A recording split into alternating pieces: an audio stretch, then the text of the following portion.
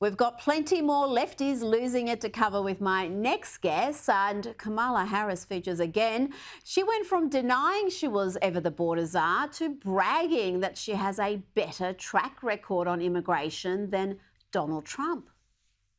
So in this campaign, I will proudly put my record against his any day of the week. Any day of the week. Including, for example, on the issue of immigration. Incredible stuff. Joining me now is commentator and documentary filmmaker Ami Horowitz. Ami, that message got cheers in Atlanta. Will it convince independent voters? Kamala, imagine what can be unburdened by what has been. No, it's gaslighting of the first order, although I guess because technically she doesn't want to use the word, wants to ban the word illegal immigrant. So basically, guess she can calculate that on her watch. There's been no illegal people across the country. I guess by that math, she might be able to win that argument. Look, Rita, you and I actually debated this a while back. I got to be honest.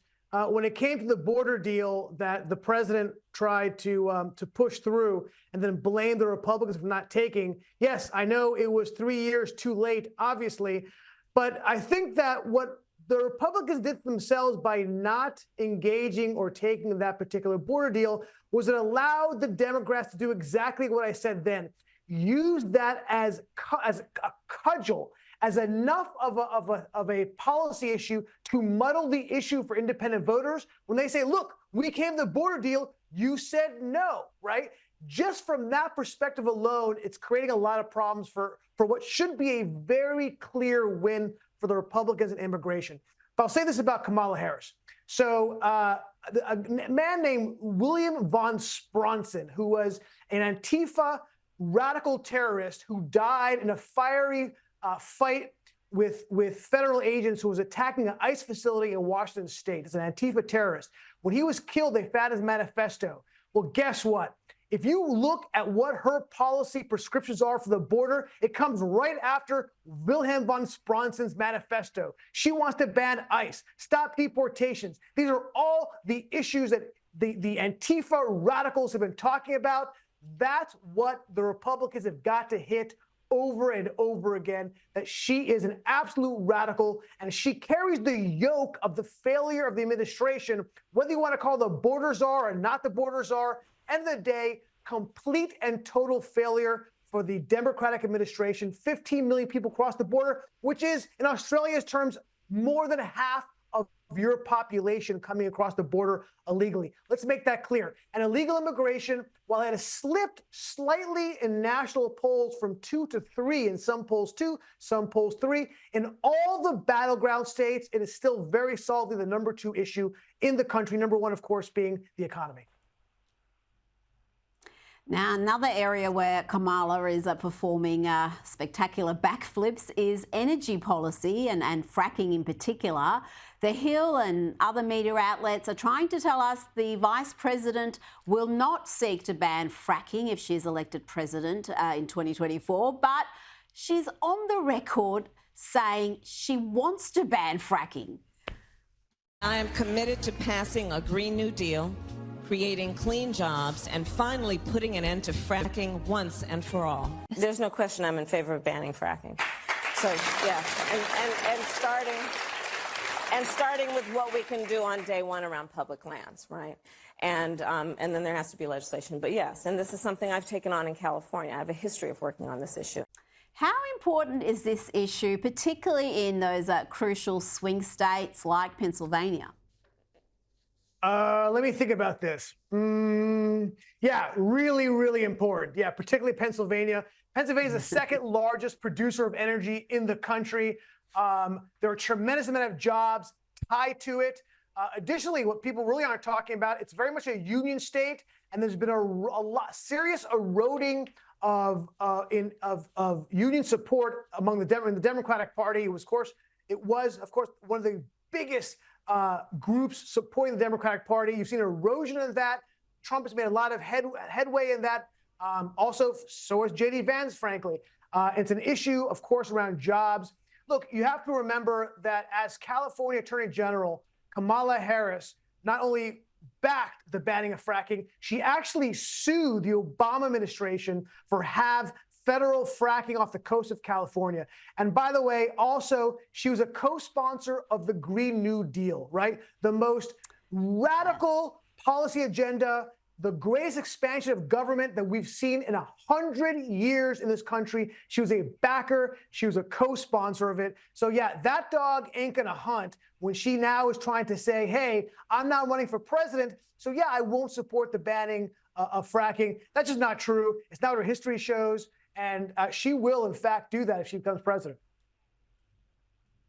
Well, as you said, it's her history. It's not just a position that she formed 5 minutes ago that she can back out of easily. This is in her DNA. This is what she actually believes and positions she's implemented in the past. So I think it's going to be a very hard sell indeed.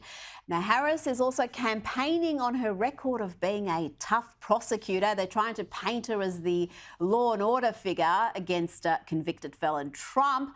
But she was actually quite soft on crime when it mattered. In recent years, she's backed BLM, she's backed bail funds freeing thugs, she's talked about defunding the police and reimagining public safety. And she's a San Francisco liberal. How much ownership, Ami, does she have on what is happening in San Francisco and in California?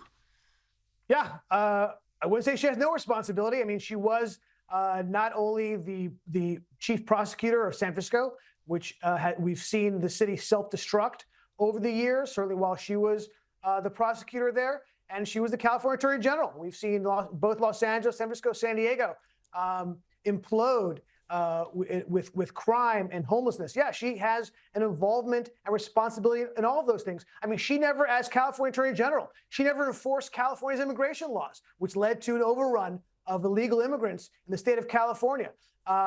She, over and over again, decided not to use the death penalty, including the cases of someone who was a cop killer, one was a triple homicide. She was also there, you know, when somebody was trying to get a sex change, a murderer, she used taxpayer dollars to do that. No, you know what I don't like is when Republicans say she's an empty vessel, right? They've been there's been an attack that's been going on saying, she does whatever she can to move ahead. I don't like that particular perspective because it really absolves her responsibility. She is, in fact, a hard leftist. She has proven that both in deed and in word. I think you kind of take some of the responsibility off of her when you call her that. So, no, I think she takes a lot of responsibility for the problems in California.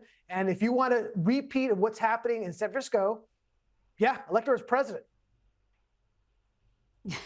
That's a very good point because I think that accusation is also pretty empty because, politicians will all say things to get elected. I don't think that's really a damning allegation. If you hold her record against her voting record in the Senate, for example, that's pretty poor in itself. Before you go, Ami, we've had reports today that Israel has killed a top Hamas leader in Iran.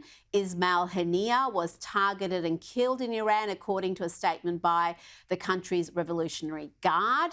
And this comes, Ami, just hours after Israel killed a Hezbollah military leader, its most senior military leader. Yeah, and all I can say is thank God and God bless Israel for doing that. Ismail Haniyeh was essentially the president or / prime minister of the terrorist state of Gaza. Ironically, wasn't living in Gaza. He was living in luxury in Qatar, as his people didn't have, as they claim, his people don't have food. They, in fact, do have quite a bit of food that's shipped in from Israel, by the way. The only time I think in recorded history that when you're at war with somebody else, you're providing them with food and energy. But yeah, while they are feeling the brunt of what he did on October 7th, he was living in luxury as a little rat in Qatar. And I think that ultimately we find out how he was murdered. I think it'll be one of the great stories and another legendary story to add to Mossad's storied history. So I'm very interested to see how they actually went about killing him. And we'll make an amazing documentary. Maybe you'll put it together. Ami Horowitz, thank you so much for your time this evening.